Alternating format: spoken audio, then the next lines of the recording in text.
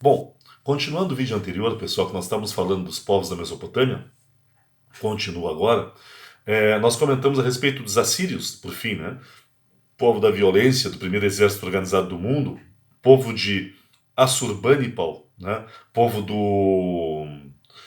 da biblioteca de Nínive, povo que dominou a Palestina e destruiu o reino de Israel, né? Foram os assírios que destruíram o reino de Israel, só não destruíram o reino de Judá, porque o reino de Judá era mais pobre e não chamou tanto a atenção dos assírios quanto o reino de Israel. Além disso, o rei de Judá pagou para proteger o seu reino, né, pagando pelo direito de não ter seu reino destruído. Então, a violência dos assírios. Os assírios acabaram caindo por uma união de dois povos, os caldeus e os hititas, e aí nós passamos para o último povo que dominou a Mesopotâmia, que é o povo dos caldeus, né?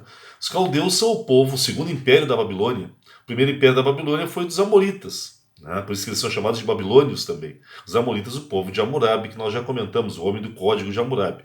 Só que depois que os assírios dominaram a Mesopotâmia, os assírios destruíram a Babilônia, a cidade, né? E por isso os caldeus reconstruíram.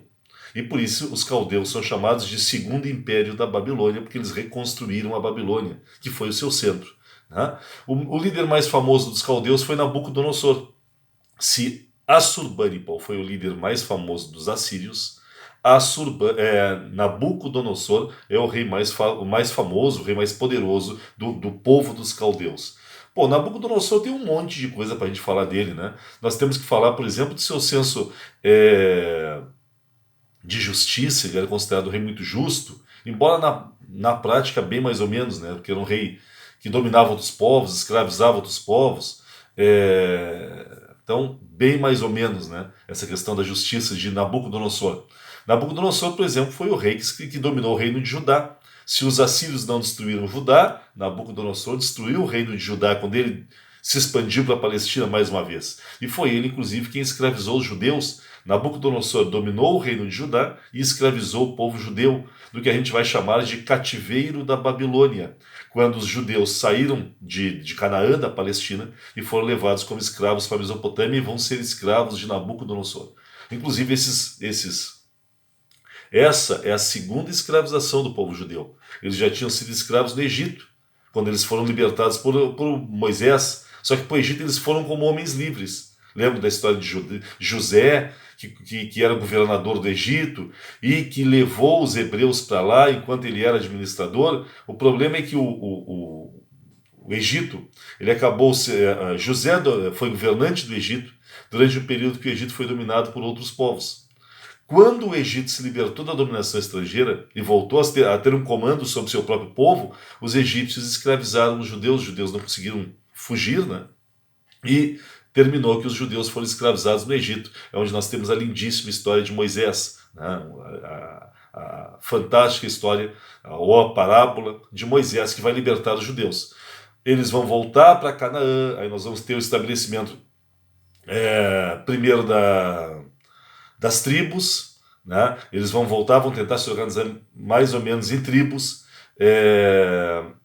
para depois essas tribos se unirem e formarem os dois reinos, né? Formar primeiro um reino único, com Saul, Davi e Salomão, os três grandes reis, né?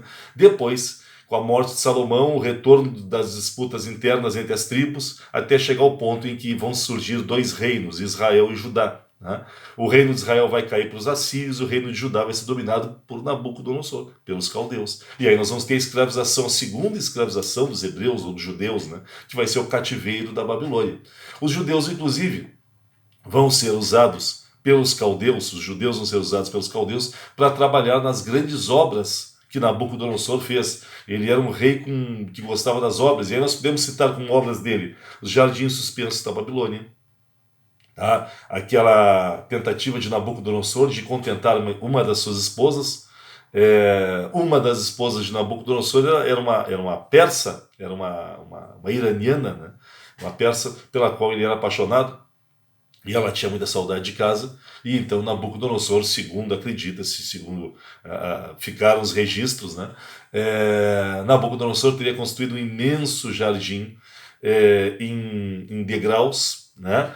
Dentro desses jardins haveriam flores e frutas do mundo inteiro, e ainda haveria jaulas dentro dos jardins com animais do mundo inteiro que Nabucodonosor receberia nos acordos diplomáticos que fechava ou nos acordos comerciais que ele fechava.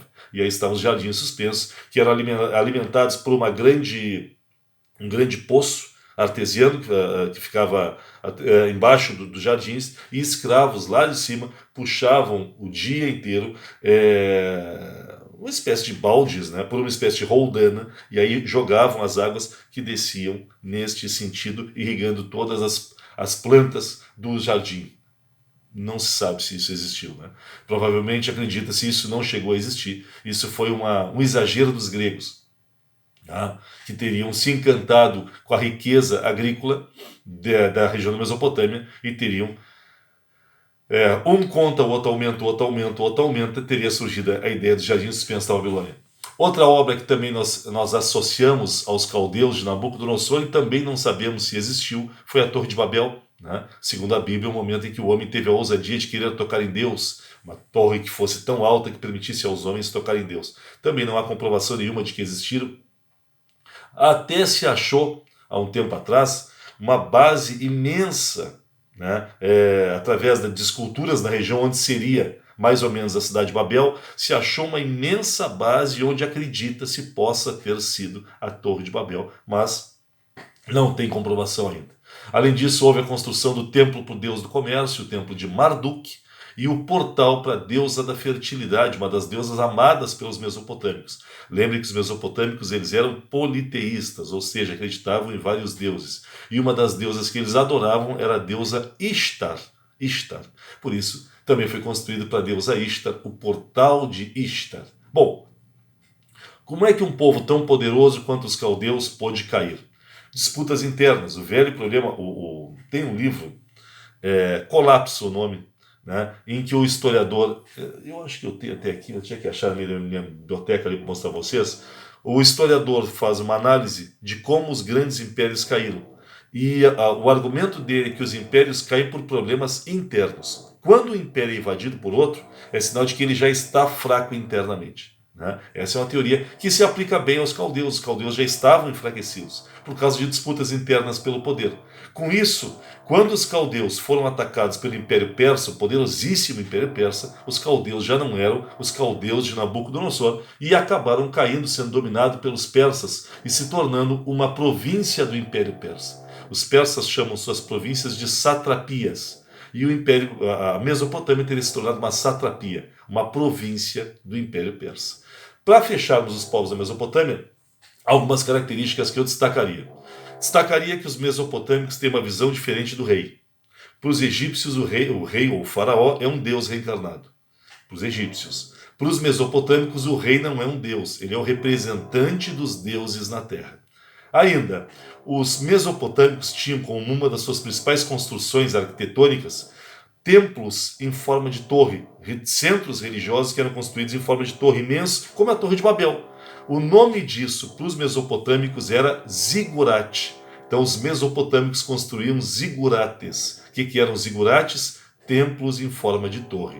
O que mais que nós vamos destacar dos povos da Mesopotâmia? A arte mesopotâmica ela tinha função religiosa e política.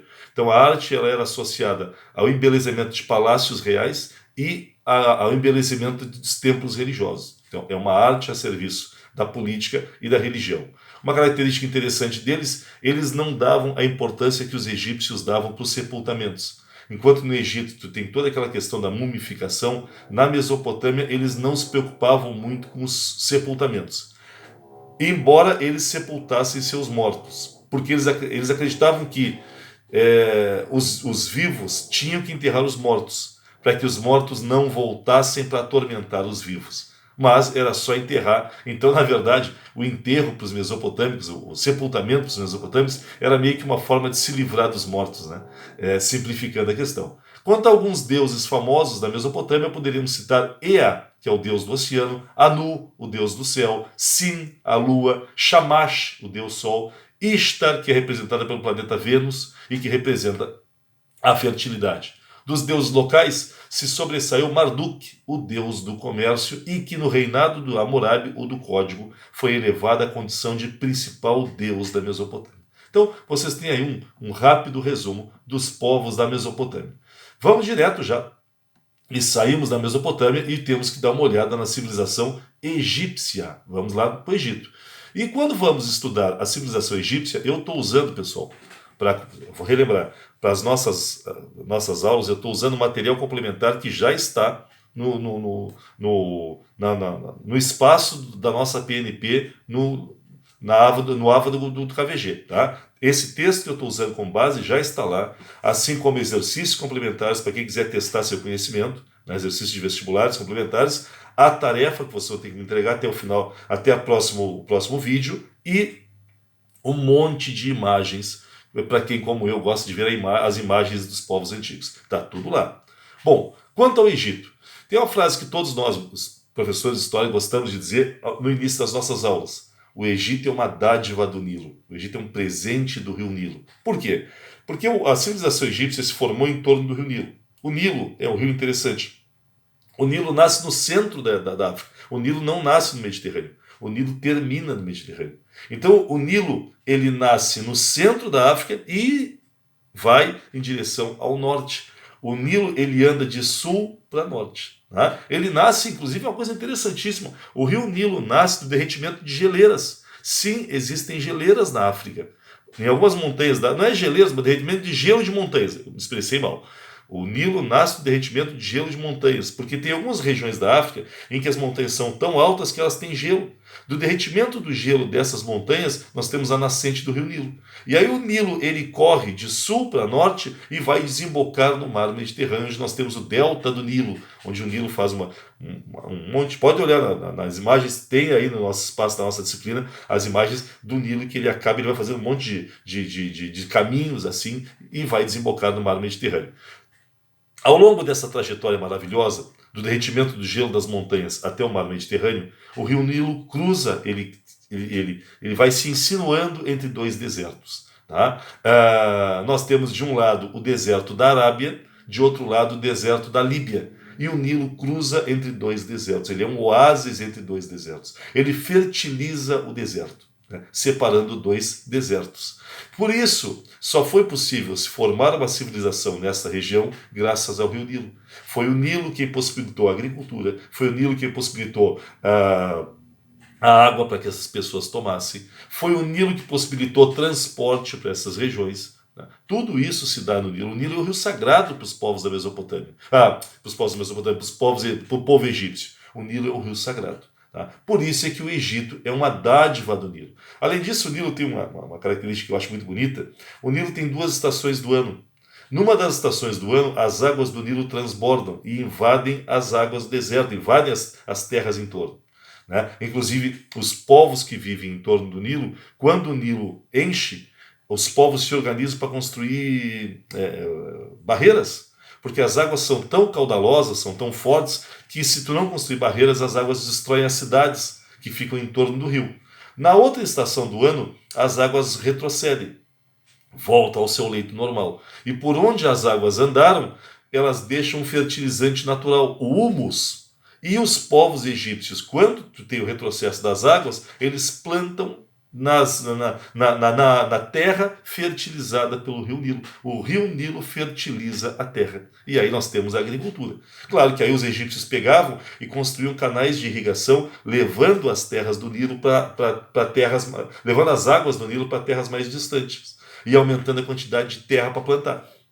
Por isso é que, inclusive, nós vamos chamar a civilização egípcia de uma civilização agrícola de regadio. Qual é a base econômica da civilização egípcia? A agricultura. Faziam comércio.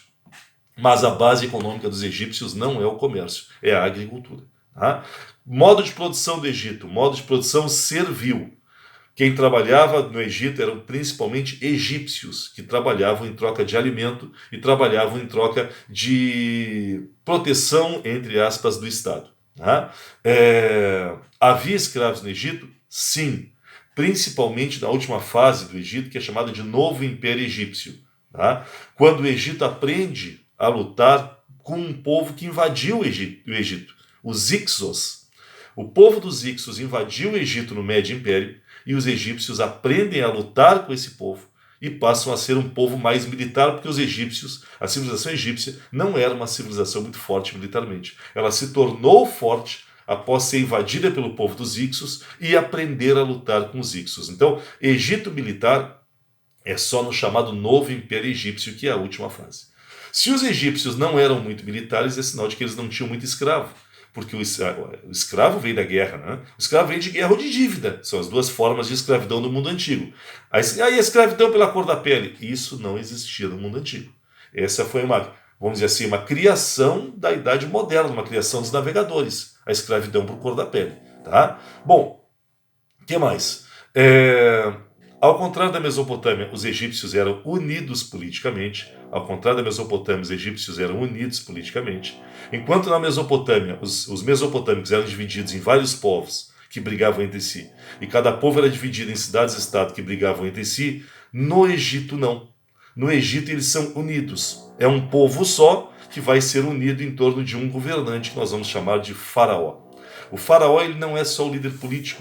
Ele é o líder político, mas ele também é o líder militar e é o líder religioso dos egípcios. Líder político, militar e religioso, o faraó.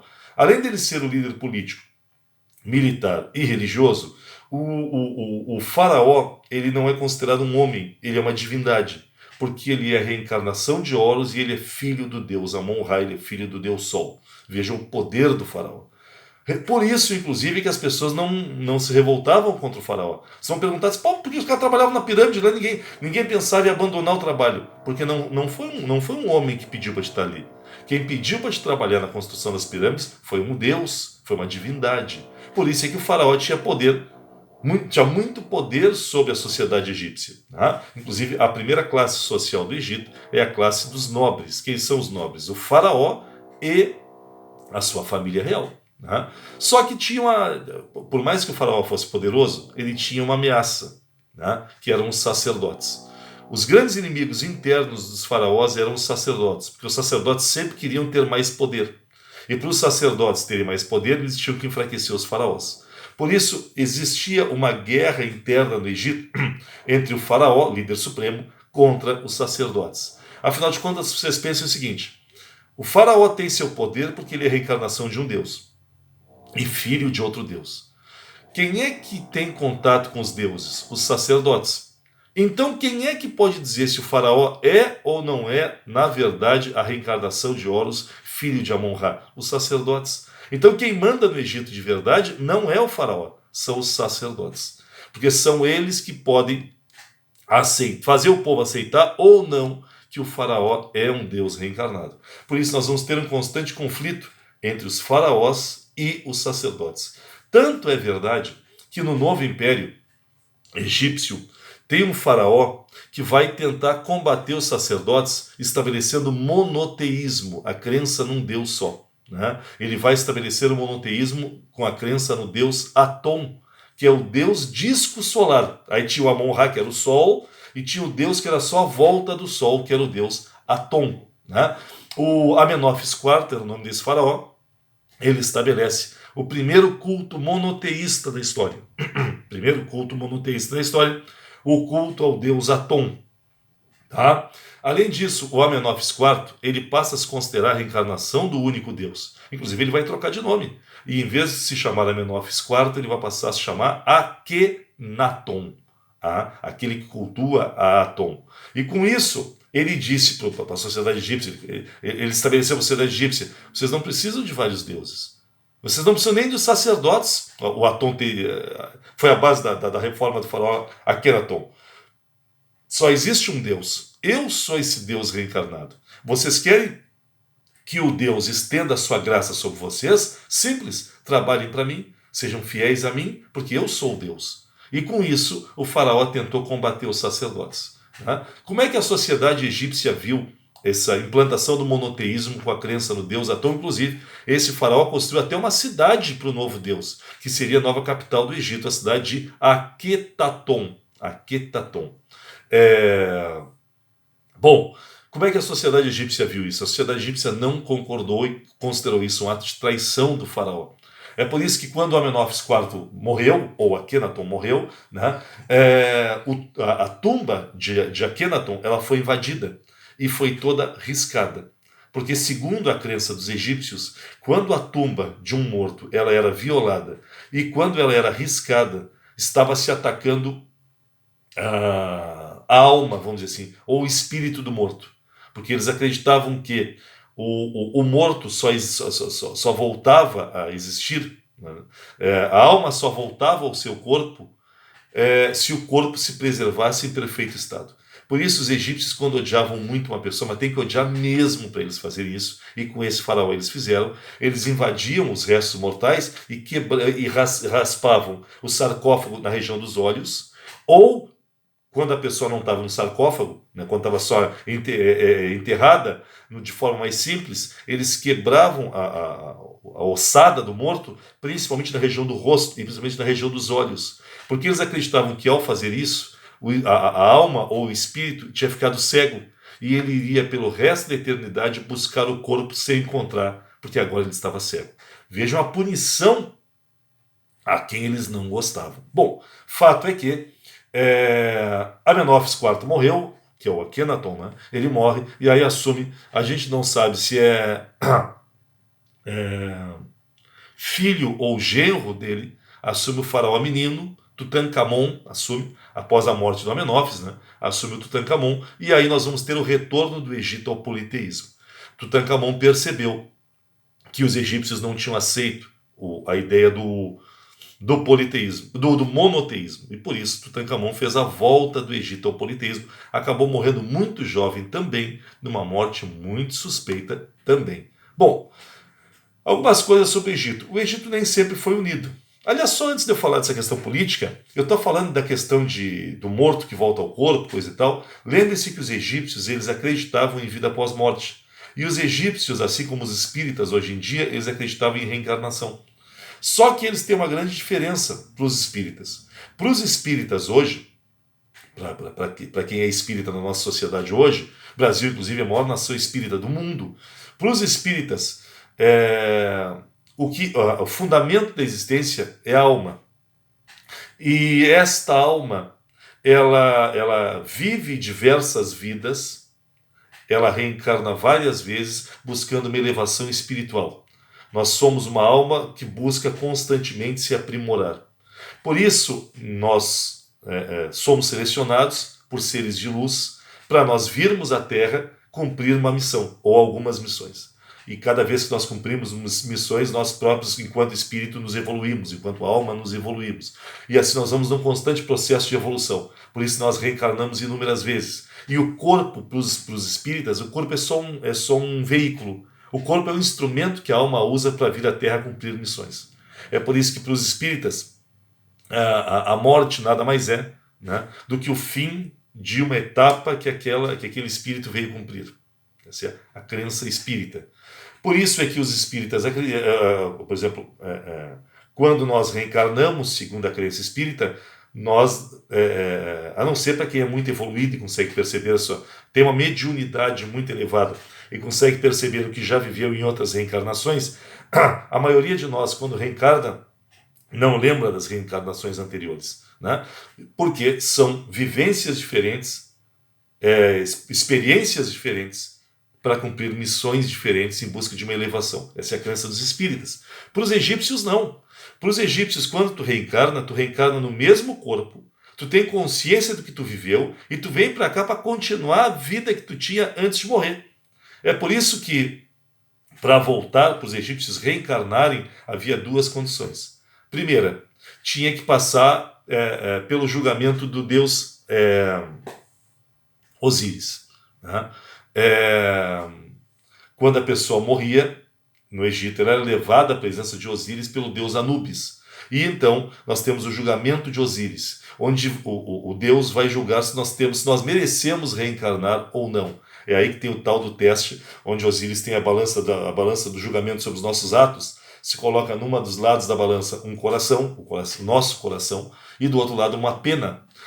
Se o nosso coração for tão puro quanto uma pena, nós podemos continuar o nosso processo de reencarnação.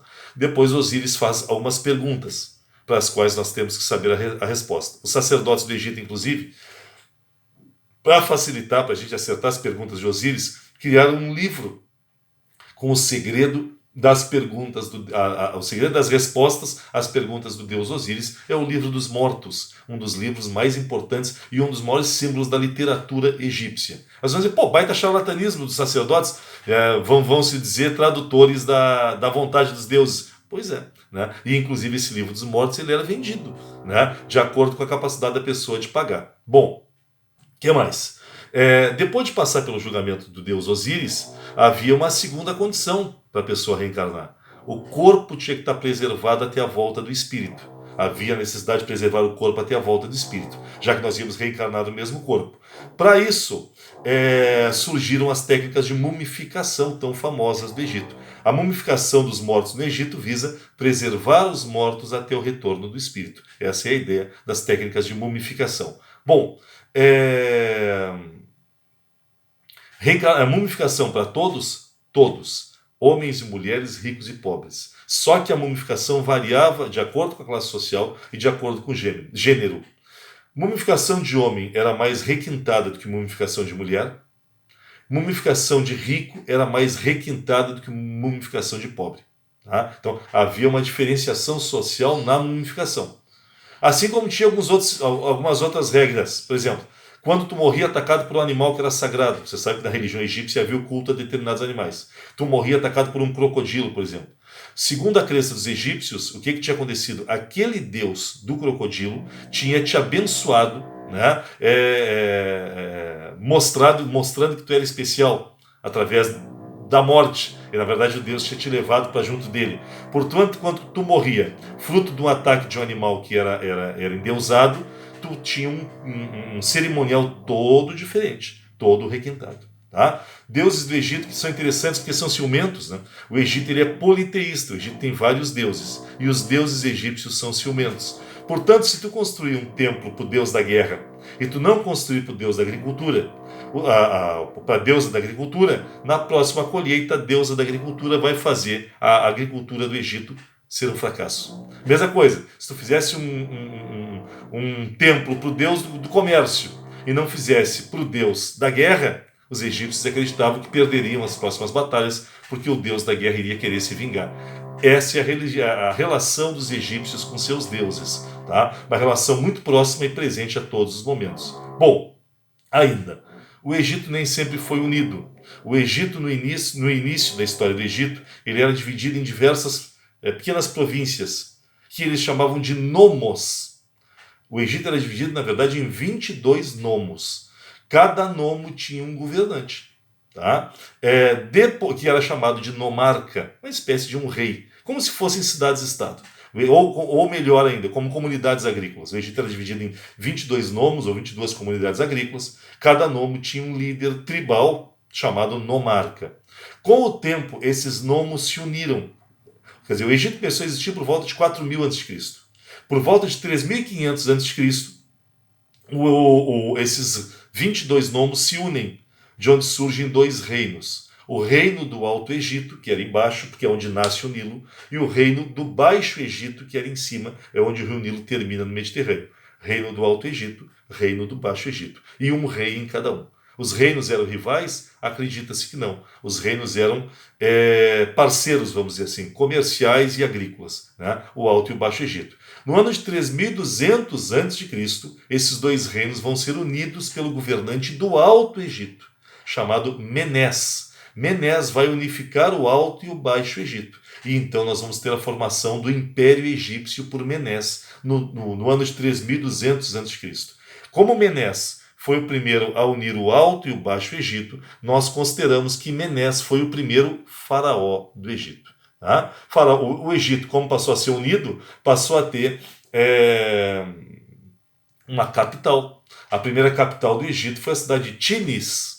Depois, a segunda capital foi a cidade de Mênfis. E, em vários momentos, a capital do Egito vai sendo modificada. O que mais? Politicamente, o Egito é uma monarquia teocrática, monarquia porque tem um rei no poder. E teocracia, porque os egípcios misturam política com religião. Por isso, uma monarquia teocrática, tá? Mistura de política com religião. Ainda, já comentamos, o Egito não é um império militar durante a maioria da sua existência. Não é à toa que, por exemplo, por volta de 1786 a.C., o Egito vai ser dominado por um outro povo, que são os povos chamados de Ixos. Os Ixos, um povo do deserto, um povo semita, né? Descendentes de Sem, um dos filhos de Noé. Os semitas vão dominar o Egito. E é inclusive durante o período de domínio dos Ixos, a capital do Egito troca para a cidade de Avaris nesse período. Os reis Ixos são considerados faraós do Egito durante esse período, eles impõem o direito de eles serem chamados de faraós, e é durante esse período que José vai se tornar governante do Egito. Então é durante o período de domínio do Egito pelos Ixos que José vai se tornar o governante do Egito, e José então vai convidar o seu povo para ir para o Egito. Nós vamos ter um período em que os hebreus vão viver uma grande prosperidade no Egito. Acontece que no ano de 1567 a.C., né, mais ou menos 200 anos depois que os Ixos chegaram, eles são expulsos do Egito por Amoses I. Né? Amoses expulsa os Ixos, e os hebreus que viviam protegidos pelos Ixos não conseguem fugir. Os hebreus, então, são escravizados no novo império. A partir do reinado de Amoses, nós temos a escravização do povo hebreu no Egito. Depois eles vão ser libertados, já comentamos isso, por Moisés. Os Ixos vão ensinar os egípcios a usar cavalos. O cavalo não era um animal natural do Egito. Os egípcios aprendem a usar cavalos e aprendem a fazer carros de combate. Foi com os Ixos que os egípcios aprenderam a usar cavalos e fazer carros de combate. Resultado, os egípcios usam o que eles aprenderam para expulsar os Ixos, retomam a liberdade sobre seu território, e então, no novo império, nós vamos ter um Egito militar e um Egito expansionista. O Egito, que até então não se expandia sobre outros povos, passa a formar o seu grande império. E aí nós temos pelo menos dois grandes governantes para nós lembrarmos: Tutmés III e Ramsés II. Tutmés III chegou a dominar os sírios, dominou o Império Fenício, Tutmés. Inclusive, segundo os relatos que ficaram dos egípcios, o Tutmés dominou tantos povos que ele chegou a decorar, quando ele dominou esses vários povos, ele decorou o templo de Karnak, né, com uma lista de 500 nações que ele conquistou. Ele usou para decorar o nome das nações, para decorar esses templos que ele conquistou. Além disso, era um rei muito violento, Tutmés III. Ramsés também era. Ramsés II também era muito violento. E o Tutmés, ele gostava muito de arrancar as mãos das vítimas e voltar para o Egito com milhares e milhares e milhares de mãos, né, como comprovação das suas conquistas. Quanto a Ramsés II, ele é o grande faraó do Egito, né, um faraó envolvido com as grandes conquistas militares e um faraó envolvido com grandes obras. Ramsés se destacou pela construção de inúmeras e inúmeras grandes obras no Egito. O Ramsés é o famoso faraó despeitado do Egito, que tinha ciúmes do seu irmão adotivo, que foi achado pela mãe de Ramsés nas águas do Nilo. Né? O pai do Ramsés, Sef, né? Sef teria recebido o aviso de um sacerdote do Egito, de que tinha acabado de nascer o salvador dos hebreus, né? Moisés. E então Sef deu a ordem para que se matasse todos os recém-nascidos. Foi então que a mãe de Moisés enrolou ele, colocou ele todo numa cestinha e entregou para o Nilo. A Faraó, a esposa de Sef, estava se banhando no Nilo quando enxergou aquela criança vindo no barquinho, na cesta, né? E então essa mulher teria considerado aquilo como um presente dos deuses do Egito. Teria levado a Sef Moisés, e teria escondido os tecidos que envolviam e protegiam Moisés. Eram tecidos hebraicos, eram tecidos que os escravos costumavam fazer. Ela esconde esses tecidos. Moisés é criado como filho de Sef e se destaca como um filho muito honesto e muito justo. Resultado, quando Sef estava velho e precisava nomear um dos filhos, né, para ser o seu herdeiro, ele nomeia Moisés e não Ramsés. Ramsés, despeitado, irritado com isso, vai investigar seu irmão e descobre os tecidos. né, que a mãe tinha escondido. É mais ou menos isso a história bíblica. Né? Então, Ramsés vai até seu pai e exige que o pai o nomeie como seu sucessor. Seth gostava tanto de Moisés que Seth pergunta a Moisés se Moisés quer continuar o principal na linha de sucessão para ser o faraó, ou se Moisés quer abdicar ao direito de sucessão e assumir seu sangue hebraico. Moisés opta por assumir o seu sangue e por conhecer sua família. Moisés abre mão da sucessão. E então Ramsés se torna Ramsés II e se torna um faraó muito violento e muito poderoso no Egito, o faraó Ramsés II. Ele vai ser especialmente cruel contra os hebreus, até porque Moisés foi viver junto aos hebreus como escravo. É então que nós temos a bênção de Deus, o milagre de Deus, segundo o Antigo Testamento, e as pragas sobre o Egito, que fazem com que Ramsés permita que os hebreus vão embora, né? Liderados por Moisés. Aí nós temos, inclusive, Ramsés se arrependendo depois, querendo retomar esses escravos, e Moisés, num dos atos belíssimos que a Bíblia conta, teria aberto o Mar Vermelho para conseguir fugir. Né? É uma lenda bíblica, mas é uma lenda muito bonita e que mostra um pouco do poder de Ramsés e um pouco da luta dos hebreus pelo seu direito de existência. Depois desses grandes faraós, o Egito passou a ter o mesmo problema da Mesopotâmia. Os faraós egípcios passaram a ter problemas na sucessão e começou a haver no Egito uma série de disputas internas pelo poder. As disputas internas pelo poder enfraqueceram o poder central do Egito e possibilitaram que diversos povos dominassem o Egito. Os líbios, os núbios, os assírios. Depois do domínio dos assírios, o Egito vai ter um curto período de liberdade, que é chamado de Renascimento Saíta, porque a capital passou a ser a cidade de Sais. Foi um período curto e muito próspero, muito rico, de muita esperança no Egito. Só que durou pouco, porque logo depois o Egito cai para um grande povo, militaríssimo, que é o povo mostrado no filme 300, o povo que também dominou a Mesopotâmia e que agora domina o Egito. O Egito vai ser dominado pelos persas, os mesmos que dominaram os caldeus.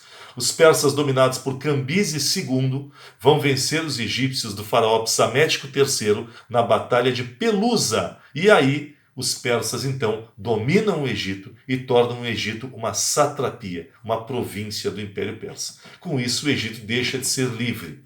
Para fecharmos essa história do Egito, vamos comentar algumas características gerais da civilização egípcia.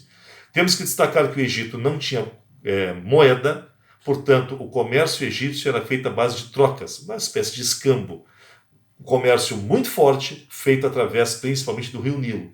Um dos principais parceiros comerciais dos egípcios foram os fenícios. Vamos comentar sobre os fenícios na nossa segunda semana. Ainda, os egípcios foram um dos primeiros povos a trabalhar com a escrita. Embora a escrita mais antiga seja a cuneiforme da Mesopotâmia, os egípcios vão ter 3 escritas muito antigas. A escrita hieroglífica, a escrita hierática e a escrita demótica. E tinha um nobre responsável pela escrita, que era chamado de escriba. O povo não sabia ler e escrever. A escrita é uma função do governo e da religião. Os sacerdotes sabiam ler e escrever e às vezes o faraó não sabia ler e escrever também, mas ele tinha os escribas que tinham que controlar a escrita, porque através da escrita se controlava as transações comerciais, o pagamento de impostos, ou seja, a organização interna da sociedade egípcia. Para que o faraó controlasse a sociedade, tinha a escrita para isso. Não era uma sociedade igualitária, era uma sociedade estamental, ou seja, nobres seriam nobres por resto da vida, não nobres seriam não nobres por resto da vida. Nós não temos a possibilidade de mobilidade social, de prosperar ou não. Tá? E, basicamente, 2 classes sociais, nobres e povo. Quem eram os nobres? O faraó, a família real, sacerdotes e os líderes militares. Faraó, família real, sacerdotes e líderes militares. Eles são os nobres da sociedade. Abaixo, quem nós temos? Aliás, quando eu falo nobres, são funcionários públicos. Então, é faraó, a família do faraó, funcionários públicos e líderes militares. Abaixo, as camadas populares. Os artesãos, os camponeses, os operários. Inclusive, camponeses no Egito são chamados de felás. Então, artesãos, camponeses, operários. E embaixo, nós teríamos ainda uma terceira classe, que seria a classe dos escravos. Mas nós só temos bastante escravo no novo império, quando o Egito se torna militar, graças ao que aprenderam com os Hyksos. Arte, destaco a arquitetura. Os egípcios são excelentes na arquitetura, onde nós temos que destacar a construção de pirâmides, que eram sarcófagos, né, voltados para os faraós. Não só sarcófagos, as pirâmides também eram propaganda do faraó. Se o faraó precisava demonstrar seu poder para a sociedade, ele precisava demonstrar a sua grandiosidade enquanto um Deus vivo. Para isso, a construção das pirâmides. Tanto é verdade que as pirâmides só foram construídas no início da história egípcia, depois elas não foram mais construídas. E a imensa maioria dos faraós não está em pirâmide, está em tumbas subterrâneas. Tá? É a minoria dos faraós que está em pirâmides. Tô acabando esse vídeo, pessoal, tá na minha hora já. Espero que tenham gostado. Vou postar agora, tá? Porque tá acabando o tempo que eu me preparei. Se ficar tempo demais, eu acho que atrapalha, tá? Nos falamos semana que vem com próximos temas.